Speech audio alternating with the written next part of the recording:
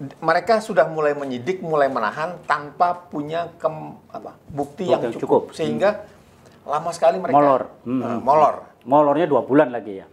Dan menurut gua harusnya nggak terjadi. Kalau lo belum punya cukup bukti, jangan nahan orang gitu loh.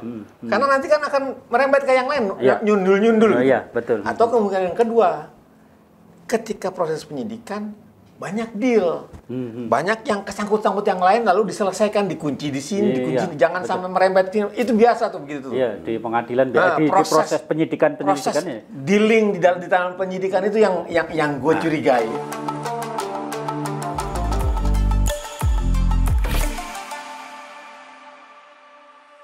Assalamualaikum warahmatullahi wabarakatuh, Pak Presiden. Nugroho Yudo, Didit Supriyanto, Haris Jauhari. Ada apa dengan Pertamina, Pak Presiden? Ini kelihatannya, apakah Anda tahu bahwa ini dibiarkan atau Anda tutup mata saja? Ya kan? Karena ini sudah berjalan, para tersangka ini sudah berapa lama udah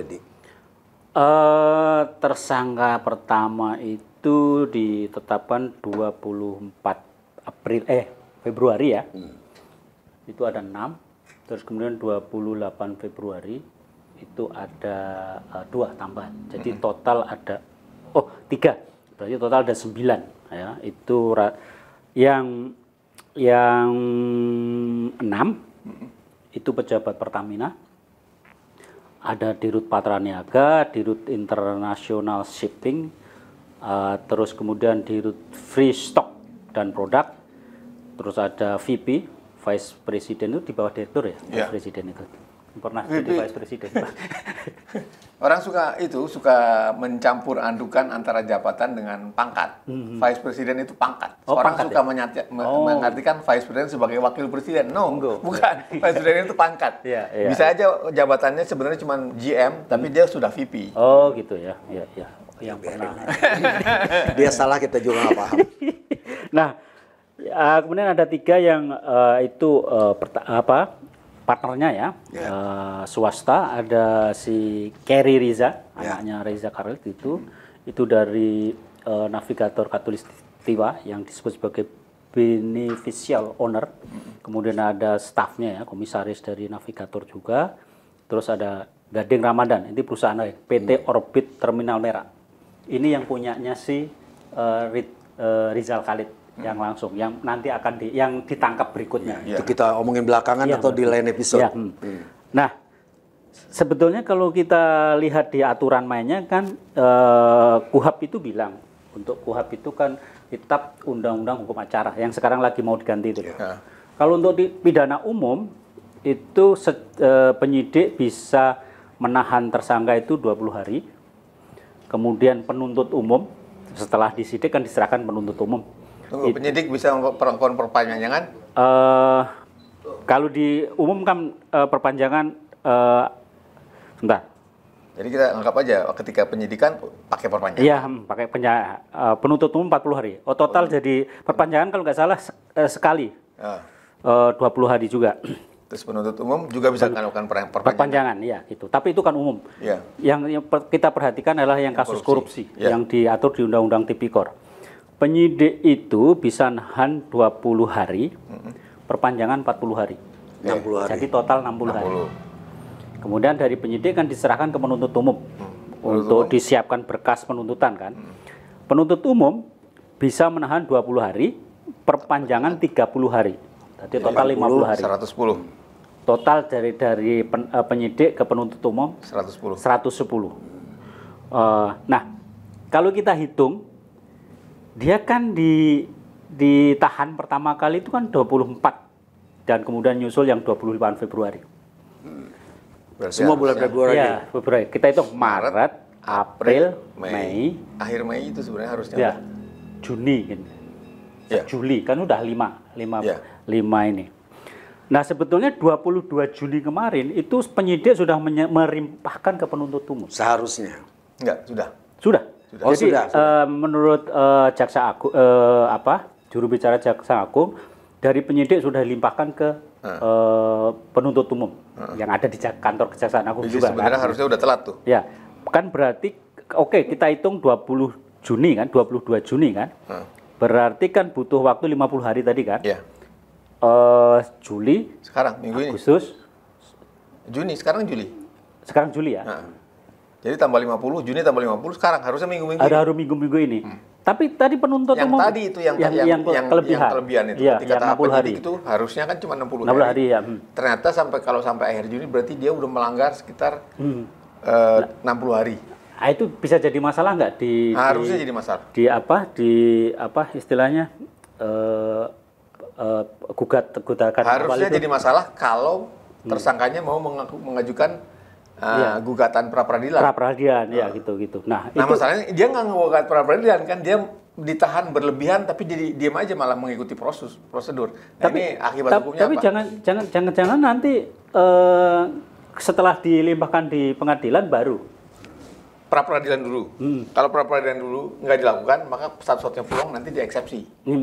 Jadi ketika masuk di pengadilan, kejaksaan membacakan tuduhan, membacakan tuduhan, si terdakwa atau pengacaranya mengajukan eksepsi bahwa ini sudah Pada saat ditahan melampaui Iya. batas gitu. Tapi itu nanti cuma berakibat perkara tidak diterima, dimasukin lagi bisa. Oh gitu, balik lagi dari awal. Balik lagi bisa. dari awal. Ya.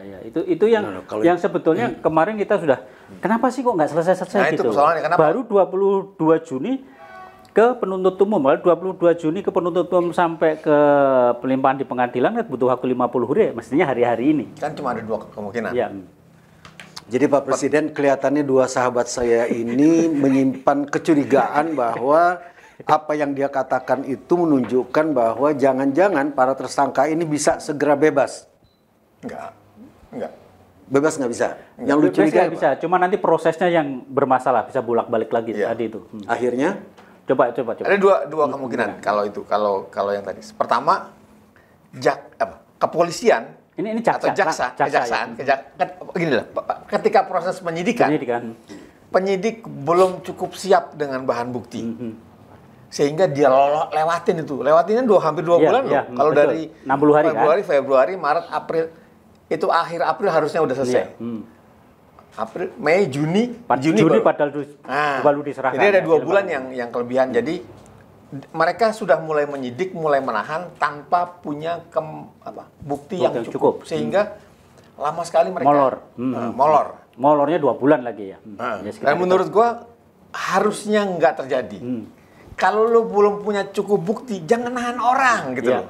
Karena nanti kan akan merembet ke yang lain, nyundul-nyundul. Iya, betul. Atau kemungkinan yang kedua, ketika proses penyidikan banyak deal, banyak yang kesangkut-sangkut yang lain lalu diselesaikan, dikunci di sini, jangan sampai merembet ke itu biasa tuh begitu tuh. Iya, di pengadilan di proses penyidikannya. Dealing di dalam penyidikan itu yang gue curigai. Ini yang dicurigai sebelah kiri saya Pak Presiden. Kanan? Ya. Apalagi kan setelah ditahan, itu kan beberapa pejabat berkunjung ke Kejaksaan Agung kan, ada Menteri Erick Thohir lah, ada siapa lah, dan terakhir yang kita kaget juga kan, tiba-tiba juru bicaranya Pak Hasim Joyo Hadi Kusumo, yang tidak lain adalah adiknya Presiden, tiba-tiba juru bicara mengeluarkan statement, nggak ada hubungannya. Antara dia dengan kan nggak ada yang nanya, kok tiba-tiba ngeluarin statement gitu. Maka maksudnya wartawan itu nggak ada yang nanya ini tuh, tapi tiba-tiba mungkin di medsos rame ya, tapi tiba-tiba ada statement seperti itu. Ada apa ini? Gitu loh. Menurut lo apa? Kira-kira. Ya itu tadi bagian dari dealing tadi. Karena kan sepakat kelihatannya Pak Presiden. Karena di mana-mana kiri dan kanan tidak ada korupsi yang tidak melibatkan banyak orang. Itu korupsi, apalagi ini korupsinya berapa? Sekian tahun 300 triliun. 300 berapa tadi? Bukan 300 triliun. Ada di ini. Aduh. Ya pokoknya sebagai orang awam gue kemudian menafsirkan 183 triliun, 93 triliun. Kan dari tahun sekian sampai sekian ya. Jadi nggak mungkin nggak banyak yang terlibat. Nah sekarang kalau ada pihak yang mau dikeluarkan, nanti kan penyidikan, lalu nyambungnya kemana? Kalau di sininya nggak boleh, harus dibikin buntu. Yang sering kali gitu, ini cabangannya ke sini, tapi ini jangan di sini, lu bikin ke sini aja. Yang ke sini kan di uraian tentang fakta-fakta hukumnya kan harus dibengkokin juga kan. Nah ini yang bikin proses lama. Seringkali penyidikan itu lama karena banyak pihak-pihak yang ingin namanya tidak disinggung-singgung. Terutama yang punya kekuasaan. Yang Lu klop kayaknya berdua nih. Lu menganggap Hasim terlibat? Bukan, ini Le. Lu sebut-sebut Hasim. Enggak, kemarin tuh bikin kaget saja gitu loh. Kenapa dia berkunjung? Tidak ada wartawan media konvensional yang bertanya itu kan biasanya kalau itu muncul kan ketika media konvensional mempersoalkan. Kemarin kan nggak ada sama sekali. Medsos juga nggak. Medsos juga sejauh yang saya ikuti medsos juga. Tapi tiba-tiba mengeluarkan statement seperti itu. Apa statementnya? Bahwa ada kaitan. Pak Hasim memang komunikasi sama ABCD, tapi itu nggak ada kaitannya dengan perkara. Jadi lu menduga kalau begitu berarti ada kaitan? Boleh dibilang gitu. Bahaya nih, Ji. Ya itu tadi yang gue bilang gitu. Pasti ini proses ini yang molornya itu karena memang membersihkan nama-nama atau membersihkan orang-orang yang memang tidak mau ada di dalam perkara. Ya, karena nanti bisa kalau dimasukkan dalam perkara, yang sudah contohnya adalah yang bikin salah tingkah adalah sudah terlanjur dimasukkan dalam perkara Ari Budari sama si siapa Erlangga kok. Dimasukkan dalam sebagai fakta hukum, tapi orangnya nggak diapa-apain, jadi masalah. Jadi masalah gitu. Ya, nah ini gitu. Dicegat dari awal, jangan sampai disebut di dalamnya, gitu. Supaya nggak sampai disebut. Nah harus dibengkokin itu namanya fakta hukum. Dan ini kan periodenya panjang, sekian tahun kan, menyangkut dua direksi, dua masa kepengurusan direksi, pasti banyak pihak yang terlibat. Gitu loh. Apalagi ini kan urusan uang gede kan, makanya sangat masuk akal logis kalau penyidikannya juga butuh waktu yang lama karena selalu ada pihak yang itu tadi gimana supaya nama saya nggak ikut gitu. Itu satu, bayangin ya, kita punya 10 kasus, gue sebut 10 kasus besar aja ya. Korupsi di PT Timah yang paling terbesar, 300 triliun. Nomor 2 di Pertamina. Nomor 3 di BLBI. BLBI ini peninggalan zaman Soeharto malah. Dan sudah lunas kan. Terus Duta Palma. Terus PT TPPI. PT TPPI itu kan juga cerita lama kan? Lama. Asabri, lama semua tuh. Jiwasraya, lebih lama bener itu lah. Nggak beres-beres tuh semua. Terus Kemensos, sawit, ini sebenarnya banyak kasus lama. Garuda Indonesia, itu 10 besar. Ini seluruhnya ini menyangkut uang korupsi 900 triliun. Totalnya 10 besar. Yang bawahnya masih banyak lagi. Tapi 10 besar ini 900 triliun. Dan 900 triliun adalah perkara-perkara korupsi lama. Korupsi lama melibatkan banyak orang lama dan sebagian besar masih hidup. Dan yang disebut lama itu sebelum Jokowi loh. Jadi kita belum model-model kayak. Jadi kalau korupsi di periode Jokowi, gue sih menduga lebih dahsyat. Ini periode sebelumnya kecuali aja Pertamina begitu. Kecuali Pertamina. Yang lainnya sebagian besar. Jadi gimana kesimpulannya? Jadi ngasih kesimpulan agak susah kalau lo menyebut bahwa kita negara yang bertekad memberantas korupsi. Yang korupsi zaman Soeharto. Orangnya udah meninggal. Aja sampai sekarang masih belum selesai. Jadi kita mengingatkan ini agar Pak Presiden mulailah memperhatikan jangan-jangan soal kasus Pertamina ini terutama kan? Setidaknya dari satu ini aja lah tunjukin Pertamina aja. Pemerintah punya komitmen kuat untuk memberantas korupsi. Kalau dihitung dari hari penyerahan ke penuntut umum dan 22 Juni tadi kan, mestinya kan minggu ini, minggu ini atau minggu depan itu udah dilimpahkan ke pengadilan. Tapi kalau seminggu ini, minggu depan belum ke pengadilan, itu harus lepas.